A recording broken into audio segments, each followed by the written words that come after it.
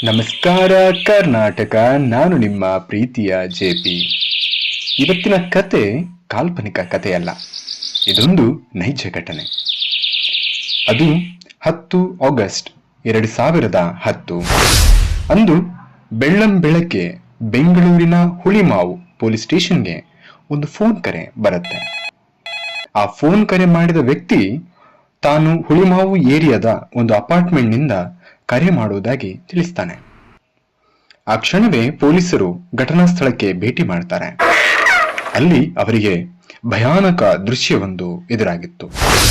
ಅದೇನೆಂದ್ರೆ, ಒಂದು ಮನೆಯಲ್ಲಿರುವ ಒಂದು ಕುರ್ಚಿಯಲ್ಲಿ ಓರ್ವ ಮಹಿಳೆ ಕುಳಿತಿರುವ, ಆಕೆಯ ಕಣ್ಣನ್ನ ಬಟ್ಟೆಯಿಂದ ಕಟ್ಟಿರುವ, ಕೈ ಕಾಲುಗಳನ್ನ ಕುರ್ಚಿಗೆ ಕಟ್ಟಿರುವ ಹಾಗೂ ಆಕೆಯ ಕುತ್ತಿಗೆಗೆ ಚೂಪಾದ ಆಯುಧದಿಂದ ಸೀಳಿ ಕೊಂದಿರುವ ಹಾಗೆ ಆ ಮೃತ ಶರೀರ ಕಾಣಿಸ್ತಾ ಇತ್ತು. ತಕ್ಷಣ ಪೊಲೀಸರು ಆ ಪ್ರದೇಶವನ್ನ ಸೀಲ್ ಮಾಡ್ತಾರೆ. ಆ ಮೃತ ಶರೀರವನ್ನ ಮರಣೋತ್ತರ ಪರೀಕ್ಷೆಗೆ ಕಳಿಸಿಕೊಡ್ತಾರೆ. ಇಡೀ ಮನೆಯನ್ನ ಸಾಕ್ಷಿಗಳಿಗಾಗಿ ಜಾಲೋಡೋದಕ್ಕೆ ಶುರು ಮಾಡ್ತಾರೆ. ಹಾಗೆ ಆ ಅಪಾರ್ಟ್ಮೆಂಟ್ ನಲ್ಲಿರುವ ಎಲ್ಲರ ವಿಚಾರಣೆಯನ್ನ ಕೂಡ ಶುರು ಮಾಡ್ತಾರೆ.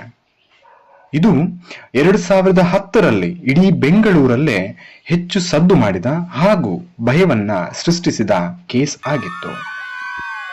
ಈ ಕೇಸ್ನಲ್ಲಿ ಮೃತಳಾದ ವ್ಯಕ್ತಿಯ ಹೆಸರು ಪ್ರಿಯಾಂಕಾ. ಆಕೆಯ ಗಂಡನ ಹೆಸರು ಸತೀಶ್ ಕುಮಾರ್. ಆತ ಓರ್ವ ಸಾಫ್ಟ್ವೇರ್ ಇಂಜಿನಿಯರ್ ಮತ್ತು ಆಕೆ ಓರ್ವ ಶಿಕ್ಷಕಿ. ವಿಚಾರಣೆ ಶುರು ಮಾಡಿದ ಪೊಲೀಸರು ಗಂಡನನ್ನ ಸಹ ವಿಚಾರಣೆ ಮಾಡುವ ಉದ್ದೇಶದಿಂದ ಅಲ್ಲಿಗೆ ಬಂದಿದ್ರು. ಆದರೆ ಮೃತಳಾದ ವ್ಯಕ್ತಿಯ ಗಂಡ ಆಕೆಯನ್ನ ಕಳೆದುಕೊಂಡ ದುಃಖದಲ್ಲಿ ಮಾತನಾಡುವ ಪರಿಸ್ಥಿತಿಯಲ್ಲಿ ಇರಲಿಲ್ಲ. ಅವರಿಬ್ರು ಮದುವೆಯಾಗಿ ಕೇವಲ 3 ವರ್ಷವಾಗಿತ್ತು ಅಷ್ಟೆ. ಜೀವನದ ಕೊನೆ ಕ್ಷಣದವರೆಗೂ ಜೊತೆಯಾಗಿ ಬದುಕಿ ಬಾಳಬೇಕು ಅನ್ನೋ ಆಸೆಯನ್ನ ಅವರು ಹೊಂದಿದ್ರು. ಈ ಮಧ್ಯೆ ತಾನು ಹೆಚ್ಚು ಪ್ರೀತಿಸುವ ಹೆಂಡತಿಯ ಈ ಅಗಲುವಿಕೆ ಆತನನ್ನ ಇನ್ನಷ್ಟು ಸೊರಗುವಂತೆ ಮಾಡಿತ್ತು.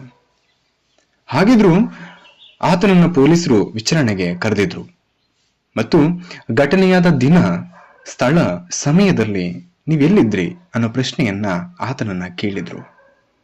ಅದಕ್ಕೆ ಸತೀಶ್ ಹೀಗೆ ಉತ್ತರಿಸಿದ್ದ: ತಾನು ಎಂದಿನಂತೆ ಜಾಗಿಂಗ್ಗೆ ಹೊರಟಿದ್ದೆ. ಆಗಸ್ಟ್ 10ರಂದು ಬೆಳಗ್ಗೆ 5:30 ಹೊತ್ತಿಗೆ ಜಾಗಿಂಗ್ ಹೋಗಿದ್ದೆ. ಈ ಸಂದರ್ಭದಲ್ಲಿ ತನ್ನ ಹೆಂಡತಿ ತನಗೆ ಫೋನ್ ಮಾಡಿ ಭಯದಿಂದ ನಡುಗುವ ಸ್ವರದಿಂದ ಹೀಗೆ ಹೇಳಿದ್ಲು: ನೀವು ಜಾಗಿಂಗ್ಗೆ ಹೋದ ಮೇಲೆ ಯಾರೋ ಅಪರಿಚಿತ ವ್ಯಕ್ತಿಗಳು ಮನೆಗೆ ಬಂದಿದ್ರು.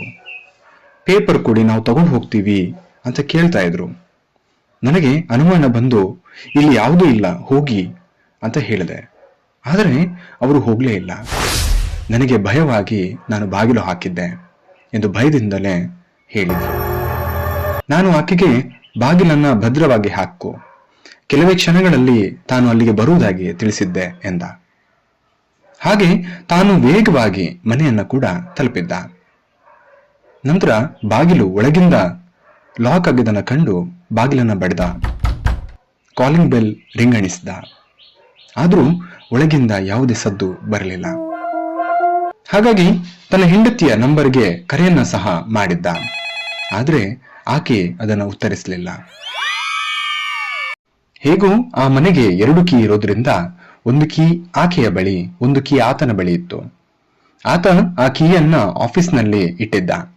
ಹಾಗಾಗಿ ಆ ಕೀಯನ್ನು ತರಲು ಆಫೀಸ್ಗೆ ಹೋದ. ಆಫೀಸ್ ಕೆಲವೇ ದೂರಗಳಲ್ಲಿ ಇದ್ದಿದ್ದರಿಂದ ಆದಷ್ಟು ಬೇಗ ಹೋಗಿ ಅಲ್ಲಿಂದ ಕೀಯನ್ನ ತಂದಿದ್ದ. ತಂದು ಬಾಗಿಲು ತೆರೆದವನಿಗೆ ಆತನ ಬೆವರಿಳಿಸು, ಆತನ ಹೃದಯ ಬಡಿತವನ್ನ ನಿಲ್ಲಿಸೋ ಘಟನೆ ಅಲ್ಲಿ ನಡೆದಿತ್ತು. ಯಾಕೆಂದ್ರೆ ತನ್ನ ಪ್ರೀತಿಯ ಹೆಂಡತಿಯನ್ನ ಕುರ್ಚಿಗೆ ಕಟ್ಟಿ ಕುತ್ತಿಗೆಯನ್ನ ಸೀಳಿ ಆಕೆಯನ್ನ ಕೊಲೆ ಮಾಡಲಾಗಿತ್ತು. ತಕ್ಷಣ ಆತ ಪೊಲೀಸರಿಗೆ ಕರೆ ಮಾಡಿ ವಿಚಾರವನ್ನ ತಿಳಿಸಿದ್ದ. ಪೊಲೀಸರು ಆತನ ಜೊತೆಗೆ ಇನ್ನಿತರ ಅಪಾರ್ಟ್ಮೆಂಟ್ನ ಕುಟುಂಬಗಳ ವಿಚಾರಣೆ ಕೂಡ ನಡೆಸಿದ್ರು. ಆದ್ರೆ ಅಲ್ಲಿ ಅವರಿಗೆ ಯಾವುದೇ ಮಾಹಿತಿ ಸಿಗಲಿಲ್ಲ. ಇಂದಿನಂತೆ 2010ರಲ್ಲಿ ಸಿಸಿಟಿವಿಗಳು ಎಲ್ಲೆಡೆ ಇರಲಿಲ್ಲ. ಹಾಗೆ ಆ ಅಪಾರ್ಟ್ಮೆಂಟ್ನಲ್ಲಿ ಕೂಡ ಸಿಸಿಟಿವಿ ಇರಲಿಲ್ಲ.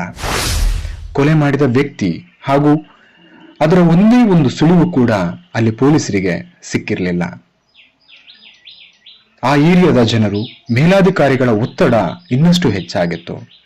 ಹಾಗೂ ಸತೀಶ್ ಕೂಡ ಬಹಳಷ್ಟು ದಿನಗಳಿಂದ ಪೊಲೀಸ್ ಠಾಣೆಗೆ ಬಂದು ಕೊಲೆಗಾರರ ಮಾಹಿತಿ ಸಿಕ್ಕಿತೆ ಎಂದು ಅವರನ್ನ ಪ್ರಶ್ನಿಸುತ್ತಿದ್ದ. ಹಾಗೆ ಅಲ್ಲೇ ಹೊರ ನಿಂತು ಹೋರಾಟ ಮಾಡೋದಕ್ಕೆ ಶುರು ಮಾಡಿದ್ದ. ಈ ಎಲ್ಲ ವಿಚಾರಗಳು ಮಾಧ್ಯಮಗಳ ಗಮನವನ್ನ ಸೆಳೆದಿತ್ತು. ಈ ಹೋರಾಟ ಸುಮಾರು 3 ರಿಂದ 4 ದಿನಗಳ ಕಾಲ ನಡೆದಿತ್ತು. ಪೊಲೀಸರು ಎಷ್ಟೇ ಸಮಾಧಾನ ಮಾಡಿದ್ರೂ ಸತೀಶ್ ತನ್ನ ಹೋರಾಟವನ್ನ ನಿಲ್ಲಿಸೋದಕ್ಕೆ ತಯಾರಿರಲಿಲ್ಲ.